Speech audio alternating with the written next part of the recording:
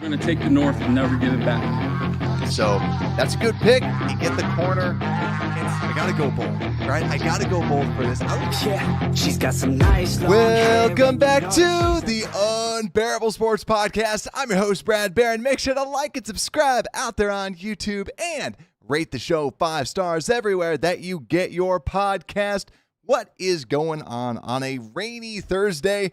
The Bears right now still have the rain delay going on, so everybody that's watching out there, if they change the status, let me know. It is storming also by me, so take care as well. Joe, what is good? Bear down. Nick, what is happening?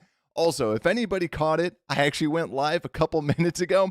Totally, my camera was not working. So now we're good. Now we're live. How are we feeling, Bears fans? We have the Bears today, like we've been talking about. And now we finally got it in a Chicago Bears game. And right now, and I'm actually pulling it up right now just to double check. Yeah, it looks like the game still isn't going on. Looks like it's still delayed. Yep, still delayed.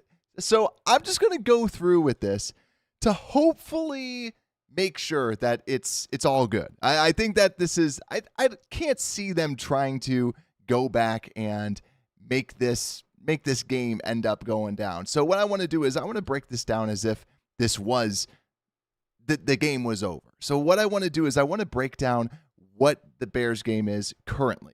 So if we look at the stats, what we have here is Brett Rippon, 11 for 15, 166 for 3 touchdowns, Tyson Bagent, 2 of 3 for 16 yards, and Austin Reed, 2 of 2 for 10 yards. Bears also winning right now, 21-17, most likely going to officially win it with that. But if we go down to rushing, Khalil Herbert, 4 carries, 35 yards.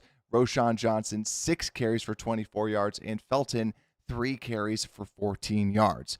So I want to just kind of go through overall thoughts and just thinking about the Bears, what we thought. So I'm kind of curious about everybody. What did everybody think of this game so far? Assuming that this is over, what's your overall thoughts? Because to me, my feeling, because just so everyone knows, how I watch the game on preseason is I have it up on my TV, then I also have another copy on my phone that's just a little bit behind, so I can see the play, and I can see it again. But my overall thoughts were a couple things. First off, we have really good backup running backs, right? It felt like when Roschon Johnson and Khalil Herbert were out there, they just looked so much better than everybody else. And they looked like they were carrying the entire second string and backup offenses. And then also on the defensive side of the ball, we really could not stop them running the football. Here, I'll pull up the stats. It felt like they could just run on us like crazy. Ogunbowale had 4.7 yards a carry. And I mean, we actually look at it, they only averaged 2.6 overall. But it felt like with the backup unit, we just really couldn't stop anybody. That's at least just the feeling that I got when I was watching the game.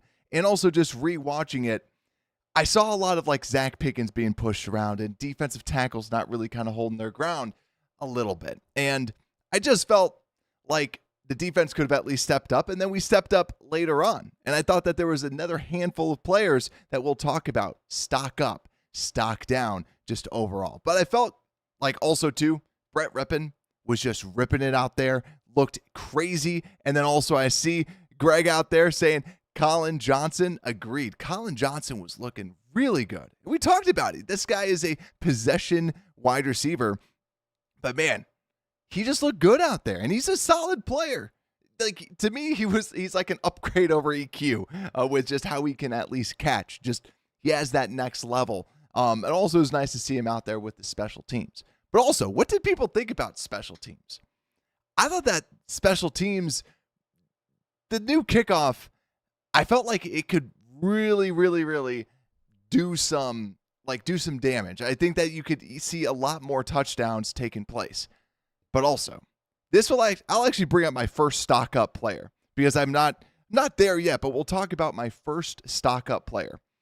And whose stock I think has risen the most on the Chicago Bears after today is none other than Velus Jones, who is out today.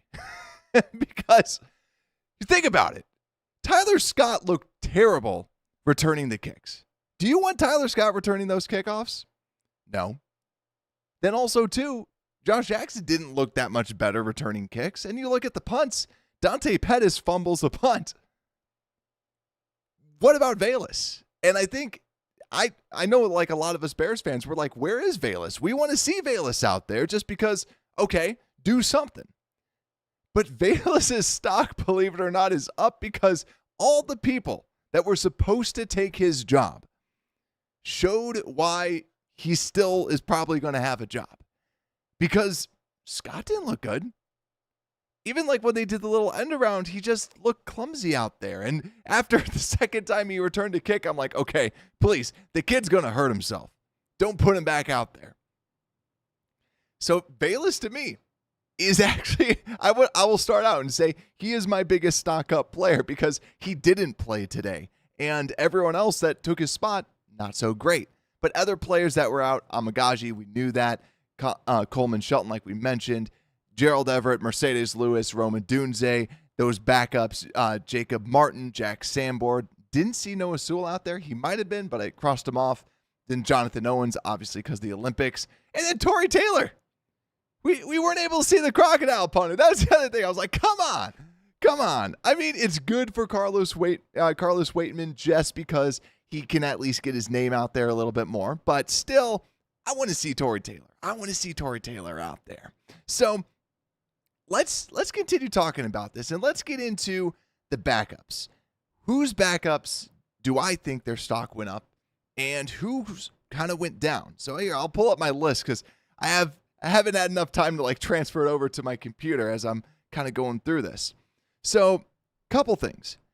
From a backups perspective, right? If we're talking about the primary backups were like Larry Borum, Jatiri Carter, Matt Pryor, Jake Curran, and then we also saw Jerome Carvin take snaps at center, which I thought was interesting. But actually, just with the offensive line, my thoughts on this were Jake Curran really got beat a lot. And I came away going, man, we need some depth on this offensive line. I didn't think Matt Pryor looked that bad, but Jatiri Carter got beat a handful of times. Jake Curran at right tackle was just getting whooped. And it was hard to see because, yet again, I kept replaying a lot of these plays, and I'm like, he got beat a lot today going against backups. I mean, Larry Borum wasn't anything like super impressive because obviously you're talking about backups, but I just felt like, okay, Curran to me was one of the biggest losses. Also, Carvin, great that he was able to get some snaps at center. I thought that he had an up and down day, like sometimes had some pretty good blocks, but also let some people by. But if we keep on going to the backups with the wide receivers and tight ends, let's talk about Brett Rippon. I'm going to consider him as one of the backups, but Brett Rippon looked good. Brett Rippon on this offense, I thought it looked poised. I thought he was ripping it. I thought he was doing very good. So if we want to talk stock up, stock down, I think that Tyson Bagent's stock is going down while Rippon's is going up because Rippon had command. Rippon had control. Bagent, though, the reason why I don't actually want to say he's stock down, he didn't really have a chance to really show himself and show what he's capable of doing. But Rippon was good. And Greg's saying, Brett ripping it up. Exactly. Like I was seeing it, and I'm like, that's a veteran. That's a veteran that's throwing that ball. He's, doing the fake handoff. He's doing the play action and just ripping it to the tight end down the seam. And that was the other thing too. The tight ends were making some pretty good plays. Tommy Sweeney, Brendan Bates was getting involved a little bit later on, but I thought Sweeney did well. He did fumble that one football, but I thought he was looking pretty good, especially when you're comparing him to like a Stephen Carlson. So I'd say his stock is up. But let's talk about the running backs. Because who do you think had a better game between the running backs? I'm kind of curious.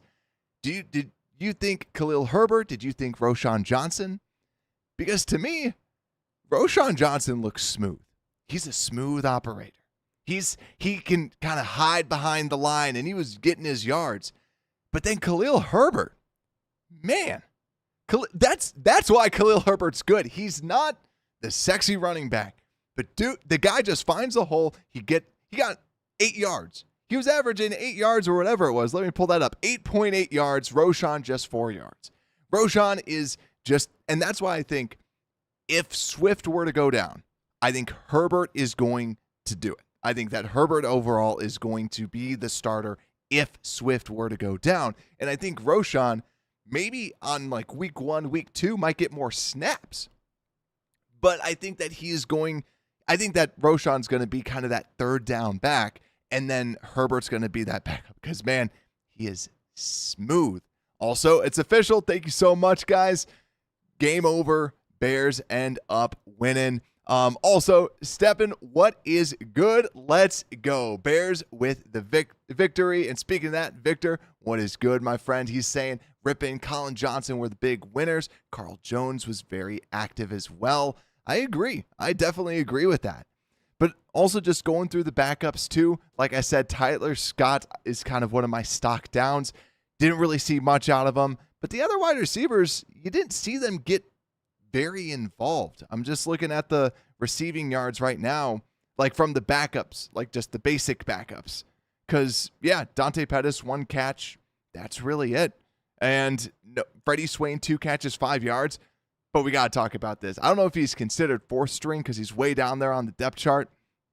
But we got to talk about Colin Johnson because the possession receiver, and his stock is up. His stock is soaring because just like him. And Colin Johnson was the reliable receiver. He was getting open. He was getting catches, and he was able to make those contested catches. And you look at this depth chart too. You have your backups of your backups, DeAndre Carter, Dante Pettis. And you have someone like a Colin Johnson who is out there on special teams. And if the special teams coordinator likes him, now you go, maybe he can take Simba Webster's job, who Simba was not playing out there. Colin Johnson gives you more upside as a possession wide receiver. And I think that's a big stock up. And then, yeah, Greg saying too, Pettis stock down. Exactly. Because when you drop Pettis, the whole thing with him is reliability with the punt return. He wasn't going to give you big yards. It was just, you just need to catch it. And doing that, you saw that he gave the ball away, and I think that he kind of gave his roster spot away too with him fumbling that football, because that's big, big time drops. But let's go into the defense now too, the defensive backups. And if we're talking stock up, stock down, I thought Austin Booker looked good. And also because I thought that this defensive line struggled to make some pressure out there. And I think if you're talking stock up, stock down, I think Booker's stock is up and Dominique Robinson's is going down. Because Booker, when he was out there, he was feistier. I saw him, I think it was on that touchdown pass. They did a little stunt, and you saw him kind of chuck the center, and then he was going after another person. I didn't see that same ferociousness out of Dominique Robinson. Austin Booker also put the left tackle to the turf. Dominique Robinson also did that as I watched, but the left tackle slipped. That's the reason why the left tackle went down. So to me, Booker up, Dominique down, but then also Zach Pickens. Zach Pickens, I hate saying this, stock down. I did not like what I saw out of him. There was one play that they're running it to the right side, and Zach Pickens had one of those where he's turned completely sideways. Offensive lineman's got 2 hands on him, sandwiched on him, and he's not going anywhere. And he is going somewhere. He's going backwards. And so Zach Pickens, to me, wasn't that great. But Byron Cowart, the defensive tackle that we were like, okay, so he's this rookie that's coming in. He looked good. And when the worst people were out there, you saw him do better. And it just kind of solidified what type of a player he was. He also ended up getting that sack and strip. Also came away with 2 tackle for losses. To me, there was multiple plays. I have multiple plays listed in my in my big thing of notes that was saying that, hey, there he is again. And it was around once every drive, Cowart was getting past the offensive lineman. And so to me, as someone who has been clamoring for that 4th defensive tackle, I might have been the person in the front like, hey, we need a 4th D tackle. It made me feel good seeing Cowart out there doing well at the 4th defensive tackle. So that was something that I really, really liked seeing. But then also, continuing to go on the defensive areas, linebackers. Amen was terrible. As I was watching it, so many of the first drive that I was rewatching, they were just throwing it in front of Amen. And then the fact that he gave up a pass that would go about like 6 yards, and then he wasn't able to make the tackle afterwards. And that was the biggest thing, was that I thought he was picked on, and that's actually kind of how they moved the ball. And it wasn't until then you had a Carl Jones, you had Micah Baskerville, and you had these other linebackers out there that they really started to stop them. And I thought Baskerville and Jones were good. I thought Jones was better. I thought Jones was, like, I know some of you are saying Jones. I think that, yeah, I agree with Greg. He might make this practice squad if he does keep that up. He's playing with fire. He's playing with a ferocious nature. And that's what you want at your linebacker, is just try and make some of these plays. He looked good. Javien White made some mistakes. So I think overall, if I'm looking at the linebackers, Amen down, and Carl Jones up. Also, too, from a defensive end perspective, I didn't think Daniel Hardy, number 92, did all that great when he was kind of coming in for Jacob Martin. But I did think Khalid Kareem made some big plays, made some splash plays. There was that tackle for a loss, which was really him just making a good, solid, foundational play.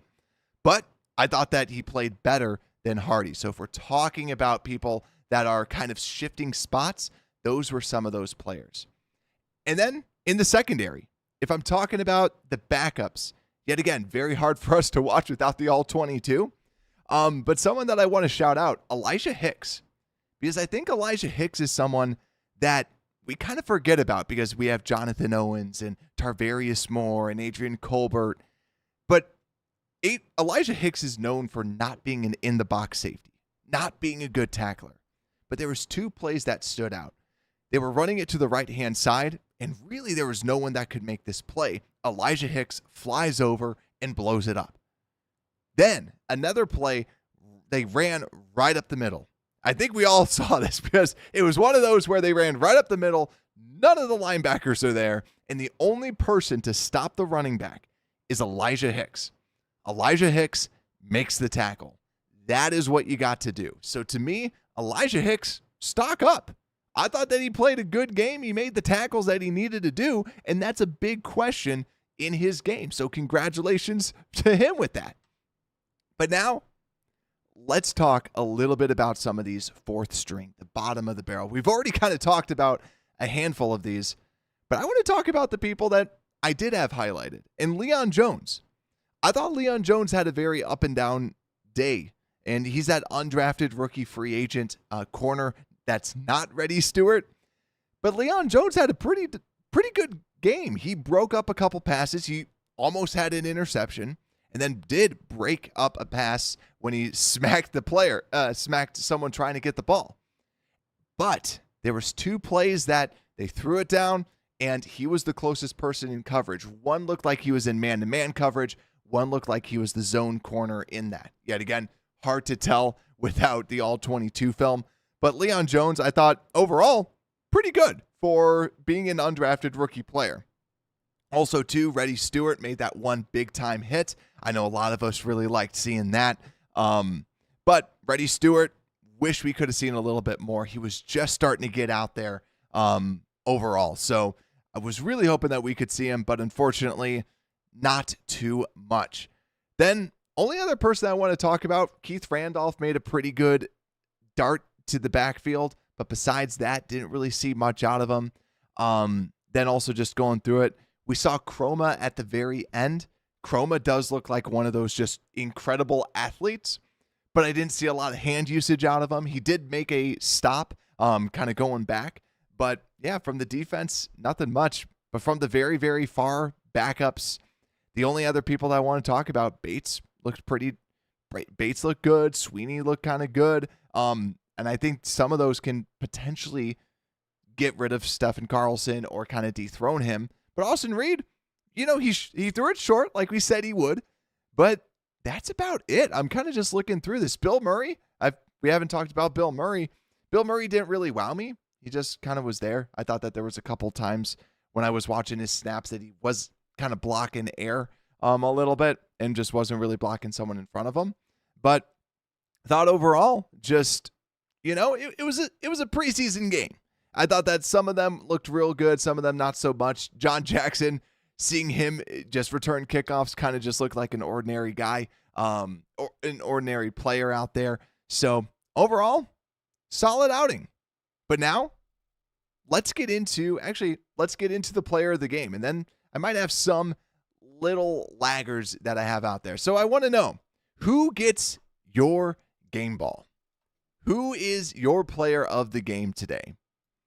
Because I think I know mine. To me, my player of the game when I look at this, because on defense, you really only had one sack. That was only one big play, right? And then you have Colin Johnson getting 2 touchdowns. But part of me, I got to give it to Brett Rippon. I thought Brett Rippon was really good. I thought Brett Rippon played phenomenally well. He stepped up in the pocket when there was pressure, and he made just some really good throws out there. So to me, Brett Rippon gets the game ball with 166 passing yards, 3 touchdowns, passer rating of 148.9, and also had a carry for 9 yards. But to me, he gets the game ball. If I was giving out multiple, Colin Johnson, Khalil Herbert, just because 4 carries for 35 yards, like just have a game. Just show like why you deserve to be the backup right there. Because man, he just looked real good. But on defense, if I have to give it to someone, I would give it to Byron Cowart. I thought that he played very well. Carl Jones is kind of a close second just because of he made more of the splash plays. But I thought Cowart just played good. He just all around good game. That's what you want to see out of your defensive tackle.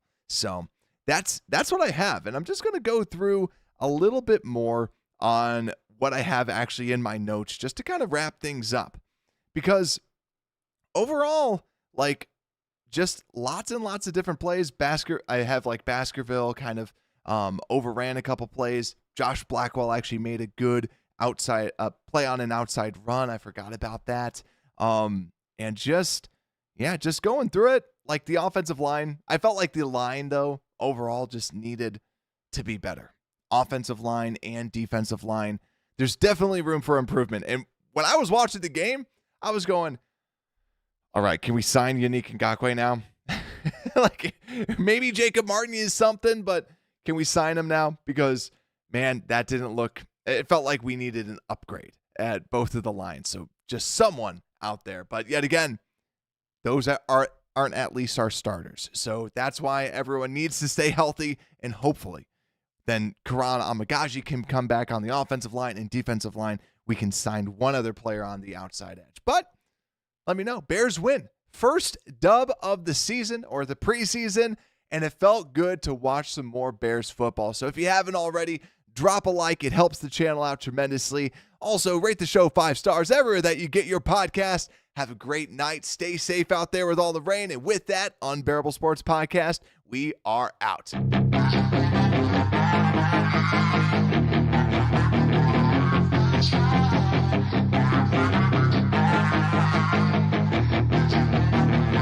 Yeah, she's got some nice long hair, and you know that she's a bride.